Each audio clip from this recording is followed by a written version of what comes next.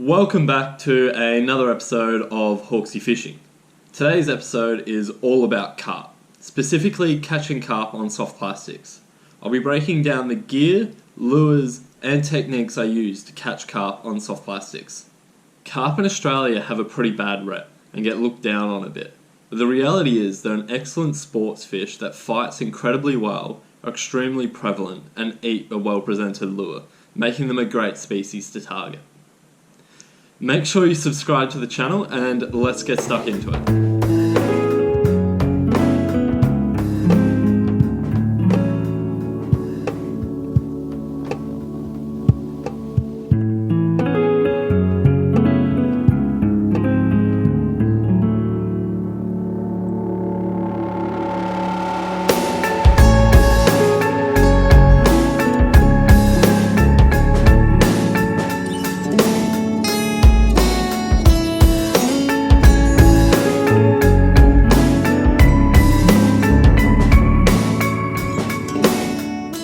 I'm going to be talking about the rods, reels and lines suited for soft plastics fishing for carp before going through the soft plastics themselves.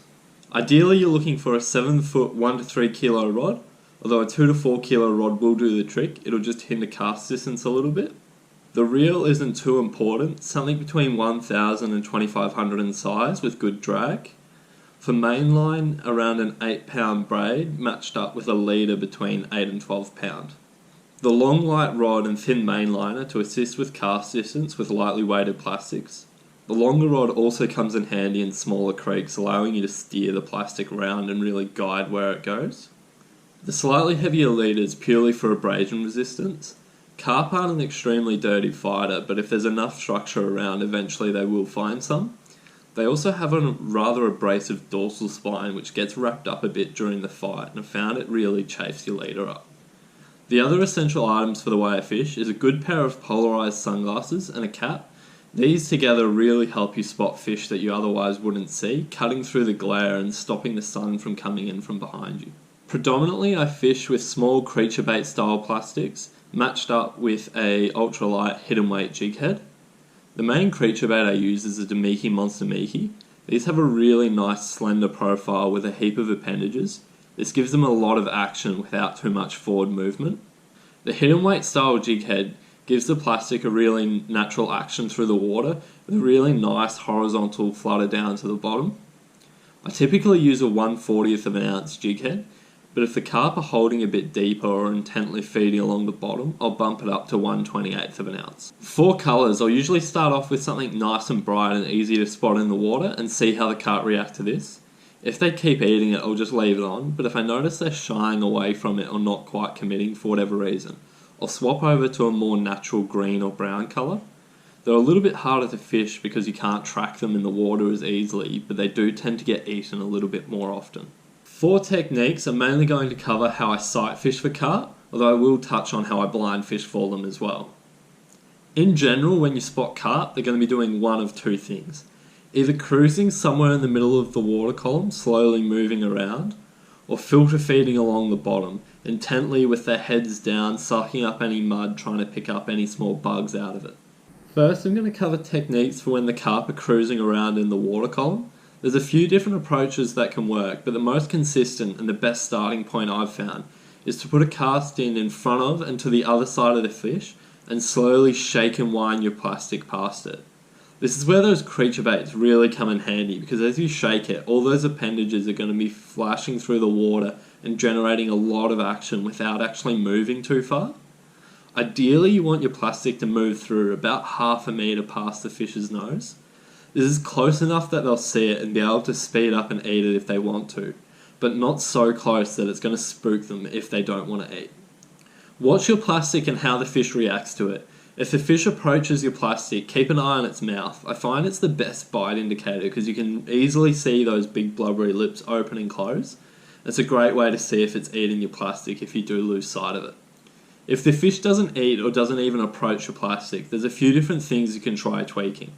If you think it didn't see it, you can move it through past the fish a bit closer. If the fish approached it but didn't eat it, you can try stopping the twitching and just allowing it to free fall in front of the fish.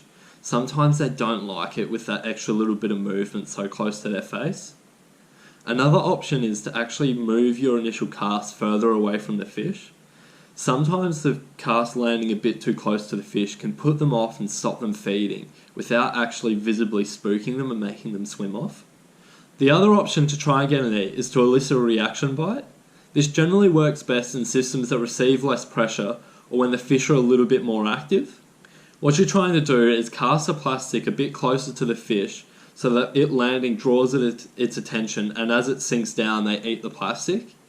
The main downfall to this is if you're too close to the fish it'll spook it, and it means that it's a really hit and miss strategy and not something that I lead with and more of a fallback plan when you sight fish and can't get an eat out of them.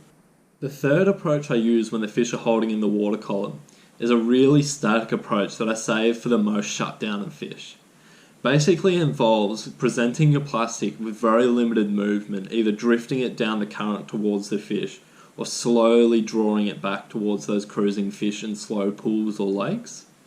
The idea is you just want the plastic to dead drift as close as possible to the fish's mouth.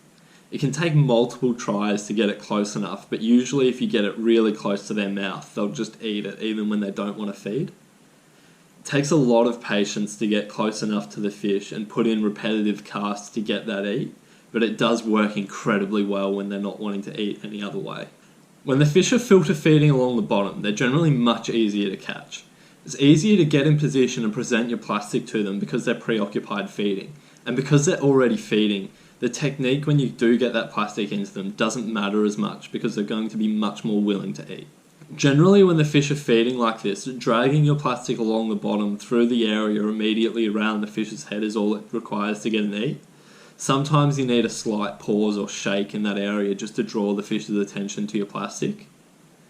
The only downside is that because of all the silt they're stirring up, it can be quite difficult to see what's happening, so you have to rely on feeling through your rod or watching your line to see if it's eaten. Another good trick is to slowly lift your plastic. This means that if it is already in the fish's mouth, you'll feel the resistance and are able to strike to set the hook properly. And it looks like a water bug fleeing from where the carp's feeding. It can actually cause them to lift their head up off the bottom to grab it before it gets away. The third advantage is because the movement's quite slow, it's extremely unlikely to spook the fish, so you can put another cast in there. Blind fishing for me is a fallback plan if I can't spot any fish. The only reason it's a fallback plan is that I really enjoy the visual aspect of sight fishing. It is still quite effective at catching fish. There's a few little things I change when I sight fish.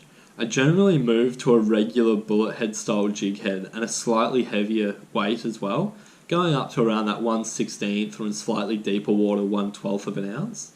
This is just to keep contact with the bottom and also allow the back of the plastic to lift up a little bit, because I'm trying to cover a little bit more ground because I don't know exactly where the fish are. The same technique that I use when I'm sight fishing the filter feeding carp comes into play here. Dragging, bumping that plastic along the bottom, looking for fish that are cruising around in deeper water where I can't see them. That finishes up my breakdown on fishing for carp with soft plastics. I hope you've enjoyed the video and gotten a little bit out of it. If you've got any questions about fishing for carp with soft plastics or any other questions, drop a comment down below and I'll be sure to get back to you. Make sure you subscribe to the channel and I'll catch you next time.